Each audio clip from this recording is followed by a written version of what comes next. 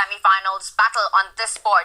Only one of them will survive to move on to the finals. And for Fabiano Caruana, he was so close to getting that comeback victory in game 2, and now it's back to the black pieces. Much of this will be about getting out of the opening without any trouble. Well, that's always step one in any opening, especially when you have black. You just want to survive.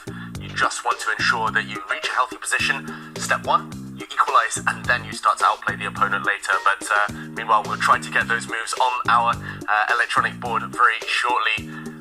I don't think it's 1v3. I'm just looking from the side angle of the board here on the camera. But, okay, we want those moves as the players, they're really rattling them out now on the board. And here we go. It is, wow, the Berlin of 1d4, as they call it, Robert. It's a really good way of putting it. And Magnus himself has been known to compare openings to one another if they may have a mirror image. And we see that the knight jumps into e5 in this game. And I thought that knight usually has the g5 square, so that when the logical bishop slides out here, you'd be able to capture it. So I think that Magnus is the first person to deviate from the main line, the main continuation here. But is he going for some aggressive intention with a queenside castle with check? The black king, after all, has moved. That last developing move by Magnus definitely signals that he wants to put that king on the left side of the board, bring that rook out with a check on that black king on d8. Meanwhile, Fabi still has to finish his own development. The bishop from f8, the knight from b8 needs to come into the game. That white knight on the center of the board would be the taunt for me if I was playing black, and I would start thinking about ways of trying to trade it off with either knight coming on to c6 or to d7 at some point. And Fabi goes into a think. So he's the one taken by surprise here? Yeah, I feel we need to just forget the moves for now. We just need to talk about the psychology. This is one of the most topical openings in chess. Seemingly everyone pretty much plays this opening these days, and Magnus forces Fabiano to think this early, brand new move. Whether it's good or not is another question.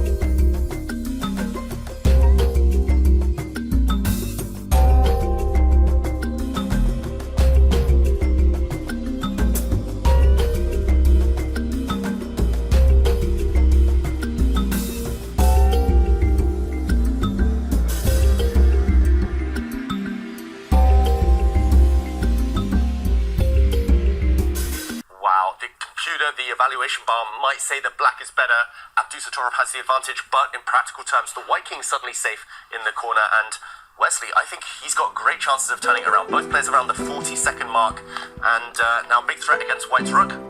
He gives a check first, Wesley, so...